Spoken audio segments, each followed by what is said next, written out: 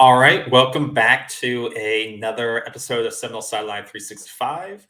We're coming to you on March 13th with a very kind of special on-demand episode. So if you're watching today, tomorrow, whenever, we appreciate you coming by. If you're a new subscriber, please like the video, subscribe, share with a friend. And today we're going to be going through a kind of a sort of a breaking news topic that's came out on, I believe, late Sunday over this weekend. Mike Norvell announced it at his press conference over the weekend with the injury report of Mycah Pittman going to be out 4 to 6 weeks, which is a major blow. He may not be back in time for the LSU game. He may be out more than that. Is a major injury to a group that some would say is deep, but unproven.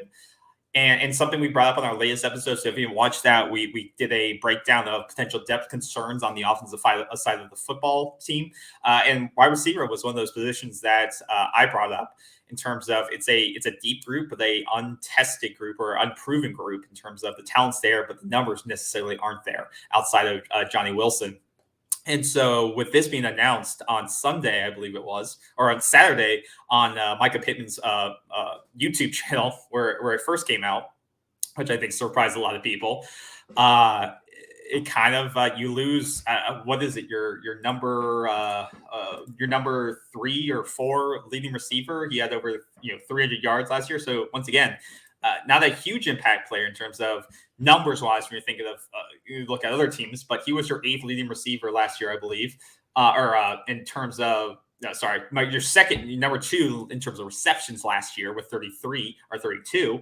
And when you look at yards wise, he was number 3, 330, like I said. So this is your top slot receiver. So we'll get into this and get our thoughts. But old man, what is your initial when you heard this news? Welcome to the show. What were your initial thoughts when you saw this come across? Where did you hear about this first? Oh, geez, I don't recall exactly when I heard it, but I think your timeline is close. I think, I had a feeling. I don't know exactly. I think Norvell broke the news first. Well, no. Mike. Well, wait a minute. I think Mike. This is where people heard about it. Okay, no. Well, I knew he put it on his very popular vlog. Yeah. And I'm not sure what's the date on that. Not that this was Saturday. This was Saturday. Oh, it was Saturday? Because I thought Norvell. I think that's what it was. Norvell made the announcement on Friday after practice. I think Mycah gave him the courtesy. So he made the announcement Friday after practice. The video came out Saturday. Not that it's a big deal. The big deal is Mycah Pittman, who is, as you said, our number 1 slot receiver, 32 balls caught for 330 yards. That's production now that's going to have to be cleaned up because Mycah Pittman, under his own admission, I think, said that he may not be back for 6 months. And he may not be back for this season, he said, because when you're dealing with this hip injury, this is going to take a while. And they're going to be careful with him because you're talking about a kid's future, and so on. So I expect they're going to go for a red shirt, a medical red shirt on him. No. Okay. We can debate this. But are you saying that's not even possible? Medical. Okay, if they're pursuing, so if he has a major injury that he's not going to be back for 6 to 8 months.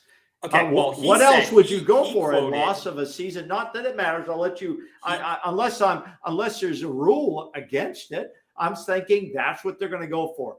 I don't think he's going to play much football in 2023, given this injury, and that's some of his own words. He didn't talk about any medical red shirts, but if a kid can't play, why would you lose a year of eligibility? Makes no sense. Now, we don't have to argue about that. But what you said is a big point. We have to argue about that for a second, because what you're saying is he's going from 4 to 6 months is what his quote was. Your boy's going to be out for 4 to 6 months. I do not know if we'll be able to make it back during the season, but we have a great training staff, great people around me that's going to help and try to get me back.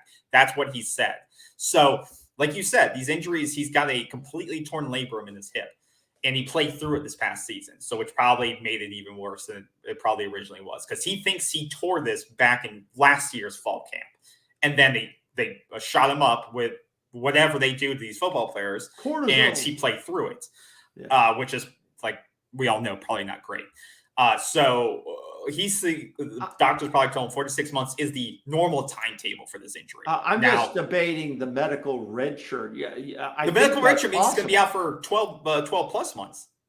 He can't play next year. Well, you know what? They have a way of saying, hey, listen, the surgery, he's going to take that amount of rehab that he wouldn't play in 2023. I think that's a possibility. So the other thing is, not only, and probably more importantly than him being the slot receiver, the number one slot receiver, is punt return. I took a sneak look at the depth chart, and I noticed that all the positions have 2 or 3 guys lined up behind them. On punt returns, there's no names back there besides him. To me, that is probably the greatest concern and the specialty that he brings to this team. I think he had 169 yards of return yards, and I don't remember any fumbles, certainly no fumbles that did any damage to this team last year. So now I think this sets the stage for Winston Wright to take over as the slot receiver. I don't know if what his past history is on punt returns. Do you? Well, we know he has a history of kickoff returns. That was his thing. But kickoffs are different than different punts. Absolutely. Because you don't have a guy standing in your face 1 yard away, 2 yards, or whatever the hell the rule is. No, and we knew bearing down on you.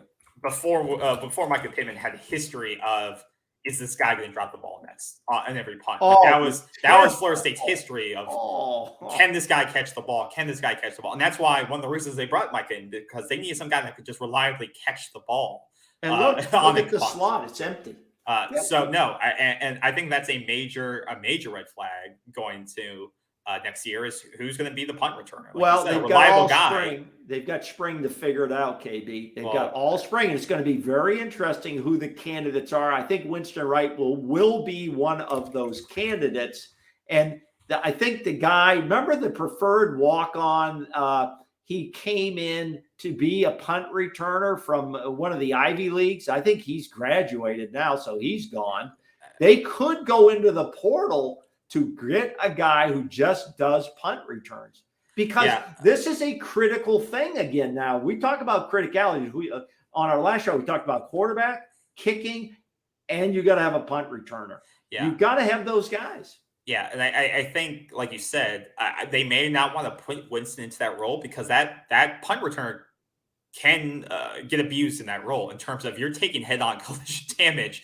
And this is a guy that is coming back from that car accident, who's had to rehab his body for a long time. And I know I don't know if he played. Yeah, I don't know if he played that role at West Virginia or not. I had to look it up. I think he did a little bit, and I think he had a couple of month punts here and there. Okay. Looking at some of this tape from West Virginia and things that I read. But like you said, he's still a dynamic player. But I don't know if you want to put him back for first game of the year, and he's going to take a punt, like you said, get smashed in the face. I don't know if that's the perfect scenario where he's going to be trying to get back to trusting his body again, and you're going to put him in a punt return. So I think it'll be interesting who they go with. And once and it's a good point that you made. I think this is going to be, like you said, it plays into the turnover game. And if you don't have a reliable guy back there and he muffs a punt, it totally flips the field.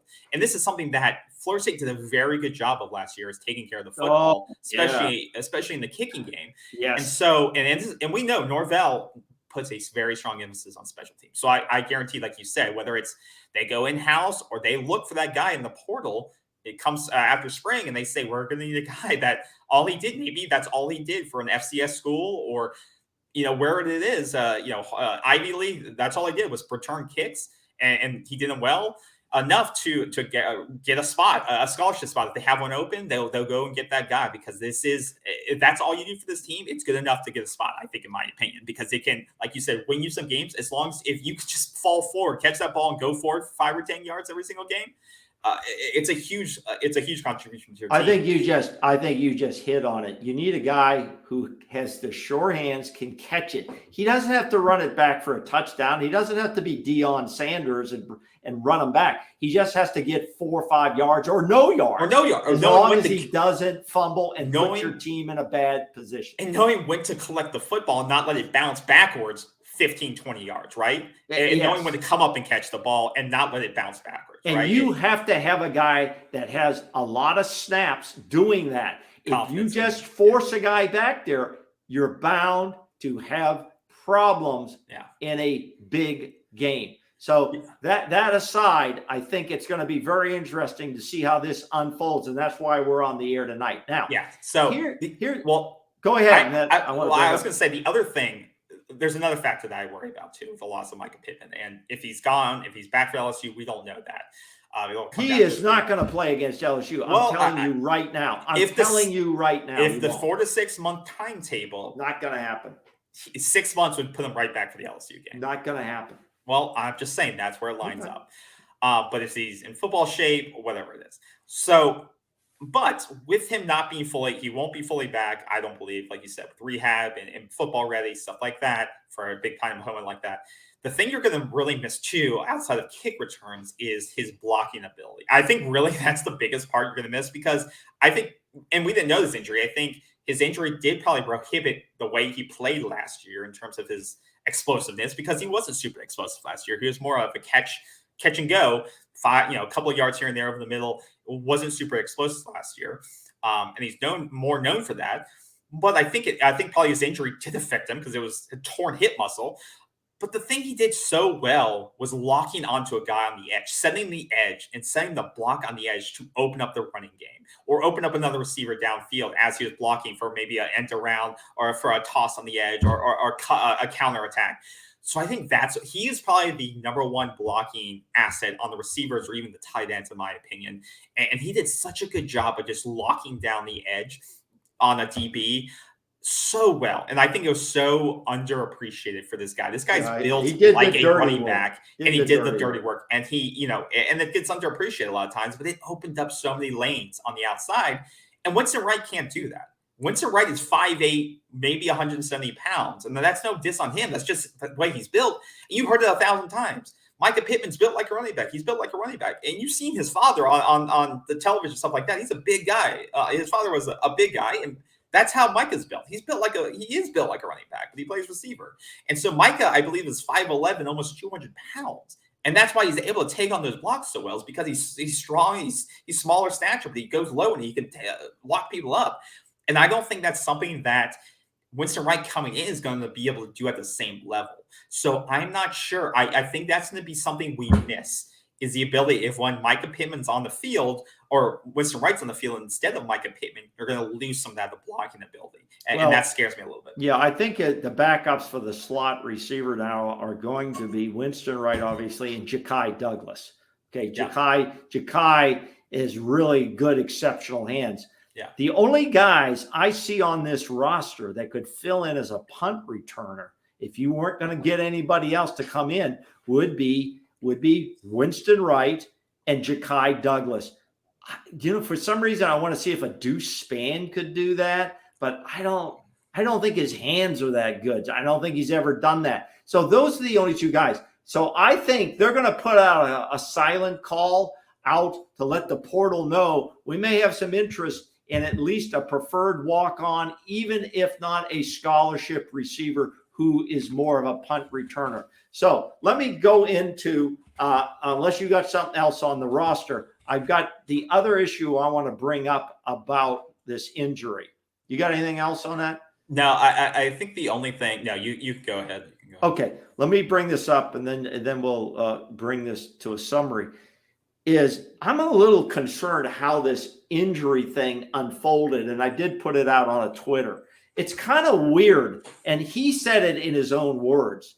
This injury occurred in 2022 season. He played through the injury. The staff knew he had the injury because they were treating him for it, okay? You can't tell me that there wasn't an X-ray or scan done to see that this thing was completely separated. that would make no sense that this medical staff, all the resources they have, wouldn't have seen that this is a major injury, and to at least say, okay, this is a major injury. You can gut through this if you want. It's already torn. It's not going to tear anymore. And that's what they do a lot of times. You want to play through, fine. So we get through the Cheez-Its Bowl, which was the 29th of December. Why isn't he on the table? He has a nice New Year's Eve. Why isn't he on the table the first week of January?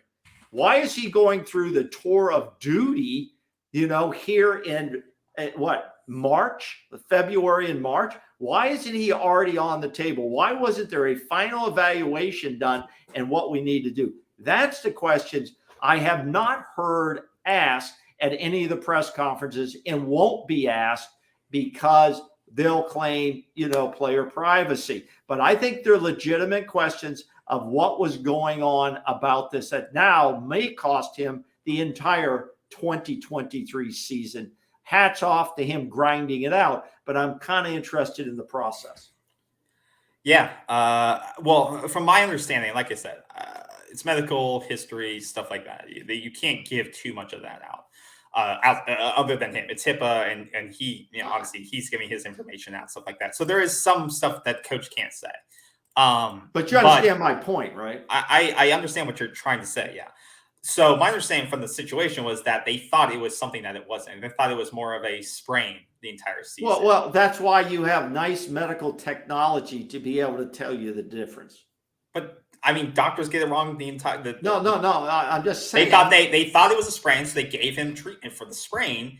And they continued to play through it, and so they thought it was good, right? And then if he doesn't complain about it, then they think it's fine. They rehab it the way that they diagnosed it, I'm just asking a few questions about it. It didn't go away, and then like you said, could the medical staff done a little bit of a better job? Yeah. Did they not inject him with painkillers or whatever they gave him to not make it go away? Probably, but that's kind of standard protocol. It sounds like in college. I once again, you were probably either going to lose him last season or this season. It's one of the two. It was going to either be a surgery last season or this season. He chose to play through it. Once again, he trusts the staff. It sounds like he has no ill will towards the staff. He got injected. He chose to play through it. It sounds like he was still in pain, and he continued to play through it. The surgery was going to happen either way. The way I heard it kind of coming out of his words a little bit, I'm not going to quote him, is that it got found out that it was torn during last season, that it was torn. So in that regard, I don't think that's if that was the case, he should have been on the table in early January. No, he found out after the season. Okay. No. So, but when after the season? During the tour 2 to 3 months. He was in the tour of duty, I believe. Yeah. So he didn't find out about the tear until 2 to 3 months out. So they weren't checking on him, which gives me a concern about the medical evaluation. That's all. That's all I got to say. Yeah, they thought it was a strain for the longest time. He said. So I would, So I know there's be viewers out there who gives a shit. Here's where we are, and so on. I'm just asking these questions. That's what we do. And that's why I would recommend. I'm not saying there's malfeasance or it was done poorly or whatever. I don't know. I wasn't there, but I think it's a legitimate Norvell's not going to give you insight on the injuries and stuff like that. Go watch his blog or his vlog. He's going to give you insight into what's going on and what happened because you heard it before. Because he's having surgery tomorrow, right? I think he already had surgery. He already had the surgery on Monday. So he already had it. That's why. Here's one more, and this doesn't go watch his vlog. Go to the Mycah Pittman. Well, all the viewers should go watch it. They'll come to their own conclusion. And we're not blaming anybody here. This is not the blame game. I'm just asking a couple of questions, and that's all. That's what we do here. It's not a hug fest all the time. The other guy, I might have missed this. We have the fans' perspective. We're not doing this 24/7. Well, you have your own perspective. So well, I have my own. You're not covering my perspective. No, I said the fans' perspective. This is mine. I'm a fan. Yeah. Okay. Here's the other thing. Have you ever heard anything of an official announcement from Florida State regarding Lyles? The transfer from Wisconsin who got hurt, never played it down here. I've never heard anything about his first name's Kendall, right? Kendall Lyons. I think so. Yeah. I think I don't know. It's kind of weird. I could have missed it if there's fans out there say, "Yeah, oh man, you're losing it. This is what happened." This is Caden Lyles. When it was announced, I haven't heard anything about that. I think he has to get a medical redshirt. I think. Well, but there's no word on it. He had a medical redshirt last year. I don't think you can get two. He was injured, but that doesn't. He may have already. I think he did. I mean, you don't hear anything about him having surgery. Nothing. Okay. Now he has his privacy. I get that, but I don't hear Norvell say anything about, hey, he's over here. He's helping the young guys because he had a lot of reps at Wisconsin. He played a lot of football for the Badgers, and now you don't hear anything. Well, I mean, like you said, I don't even know he's on the team. They have to go through the NCAA process. One, to get receive a medical redshirt. I'm not questioning that. I'm not. But once again, the kid may be done. He's not on the roster. Well, he may be done with football. Well, he may have said, "I'm done. I don't want to go through." Wouldn't you think Coach would say something nice about the situation? Maybe it wasn't a good parting of ways. Well, that's what this leads to. It leads to all of these things about what's going on. That's all. I mean, I don't think many FSU fans are thinking about a guy who didn't play a snap for Florida State. No offense, he's a human being. He was on this football team, and this football team's about family, right? He's part of the family. Last year, all you heard from Coach Norvell, he's doing this. He's helping the young guys. He's coming to so we talk nice about him, but I don't know. A guy just disappears. Now, maybe I missed it. I hope a fan goes, "Oh man, you're wrong. It was announced," and so on. If I am, let me know. I think I'll eat it. This isn't about beating anybody on anything. This is about what happened to him. No, I mean, he talked about Cade all throughout the season, but like you said, it's the off season. He may be going through the waiver process. He may not want to affect that by saying different things about him and what the NCAA may say. You know what's funny, KB? It's funny that if it hasn't come up and Florida State hasn't made any announcements about his status, that not one beat reporter would even say, "Hey, what happened to him?" Not one guy has the rocks to ask that. Maybe it's been asked. I don't know. Okay, that's all I got. I don't know if he's doing. He could be in the. I don't know. He may be training for the draft. I don't know. Here's the bottom line. I'm not going to. We don't know. Maybe we missed it. If we did, then we'll eat it. But we don't know. I'm not eating anything. I don't care. But if you know something, if people know something, comment below. Let us know if you've heard where he's going. I don't know. That's what I'm saying. Comment on the video if you know, because I don't know, but he cares. So let the old man know. Where's Caden Lyles going? Let him know. He was part of the family. When a family member goes away, I want to know. There you go. Okay. All right. So let us know if you're watching the video. What do you think the next steps are for Mycah? Do you think he's going to get a medical redshirt like the old man thinks? He's going to be gone for 12 plus months. Do you think they go to the portal for a kick return special or punt return specialist because that's going to be the missing piece? Or do you think that's something that Winston Wright and maybe Travis Jay can step in and do that since he was missing all of last season? He's still in the roster. Do you think he can step in and do something like that? Let us know in the comments. Who do you think can step in and fill that gap? Or do you think Mycah will be back in that 6-month window to be able to play for LSU or at least partial part of the season? Let us know in the comments. Like the video, share. We'd love to hear from you. All right. Take care, everyone, and we'll see you soon. Go Noles. Go Noles.